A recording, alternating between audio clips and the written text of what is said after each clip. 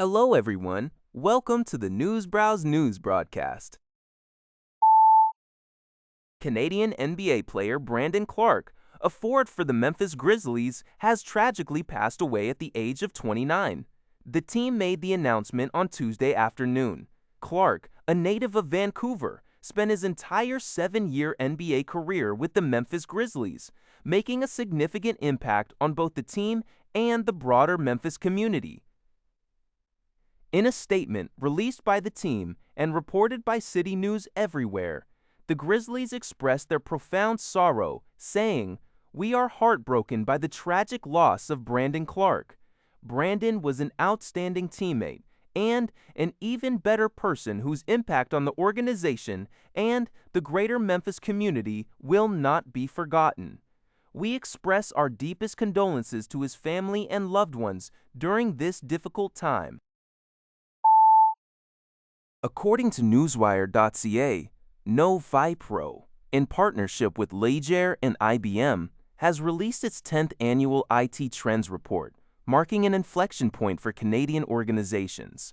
The report provides a decade-long view of IT investments and challenges, revealing that 80% of companies are actively adopting AI solutions, with over half moving beyond pilot projects. However, it also highlights significant concerns. 77% of organizations find data sovereignty more critical than ever, and 91% face an IT human resources crisis, struggling with hiring, training, and retention. Despite 93% having cybersecurity measures, there's a disconnect between executive and IT departments on modern security strategies, and employee training lags. NOVIPRO CEO Alain Cormier emphasizes that success will hinge on intentional governance, execution, and talent development. The report, which includes new industry-specific data, underscores the urgent need to bridge the strategic gap between IT leaders and the broader organization for a competitive advantage. A new report from the Atlantic Policy Congress of First Nations Chiefs advocates for early and substantial collaboration between offshore wind developers in Atlantic Canada and Indigenous businesses. Released today, the report emphasizes that such partnerships are crucial for achieving economic reconciliation, fostering economic growth, and creating job opportunities within Indigenous communities. It also highlights how this collaboration can help the nascent offshore wind industry meet its significant labor requirements. The report, drafted by the Independent Atlantic Economic Council, suggests various avenues for Indigenous participation, including equity partnerships, community-based workforce training programs, and comprehensive supply chain agreements. Furthermore, it recommends that governments and developers establish benefit and revenue sharing agreements that prioritize reinvestment in Indigenous communities. Nova Scotia's ambitious Wind West project, aiming for 40 gigawatts by 2050, exemplifies the scale of opportunity. The report notes existing successful Indigenous engagements in projects like Everwind Fuels in Cape Breton, and draws parallels with international examples like the Vineyard Wind 2 project in the U.S. It also identifies a crucial gap: the lack of Indigenous loan guarantee programs in the Atlantic region, unlike other Canadian provinces. This news comes from the Canadian Press. Global News reports that Canadians are expected to uphold their travel plans in 2026, despite rising energy costs and prevailing economic uncertainties. A new survey from the Business Development Bank of Canada, BDC, indicates that 9 out of 10 Canadians intend to take a trip this year. A significant majority, 92%, are prioritizing domestic travel, with only 70% planning international trips and 30% heading to the U.S., partly due to ongoing boycotts.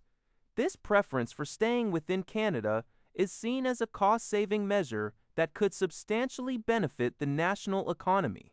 The BDC estimates that if Canadian travelers shifted just one overnight stay abroad to a domestic trip, it could generate an additional $4.6 billion in GDP. Households anticipate spending around $7,000 on travel, with over a third allocated to Canadian destinations. Motivations for domestic travel include exploring Canada's regions, 45%, visiting friends and family, 40%, and supporting local businesses, 39%. The report suggests that a stable, albeit weak, Canadian dollar, along with eased domestic accommodation prices, will help offset fuel costs, which constitute only 5% of an average Canadian budget. This optimism follows a record-breaking domestic tourism year in 2025. City News Everywhere reports that BC Ferries is set to unveil its summer season schedule this Wednesday. The announcement comes as British Columbia prepares for a busy travel season, with Vancouver being one of 16 host cities for the 2026 FIFA World Cup, expecting over 350,000 visitors. The ferry operator has faced criticism following a spring marked by significant delays and mechanical issues, including over 13,000 stranded passengers during Easter weekend and repeated problems with the Queen of Surrey vessel. BC Ferries CEO Nicholas Jimenez previously issued a public apology. Nanaimo Mayor Clarke expressed his anticipation for the announcement, specifically looking for concrete contingency plans detailing how the company will respond if vessels become unavailable. Clarke highlighted the ferry service's importance for both incoming soccer fans wishing to explore Vancouver Island and local commuters, stressing its role in supporting summer jobs amid rising unemployment.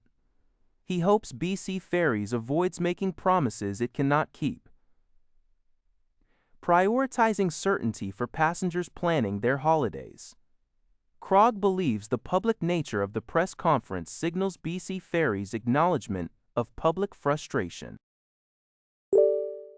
That's all for this video. Thank you for watching. See you in the next video.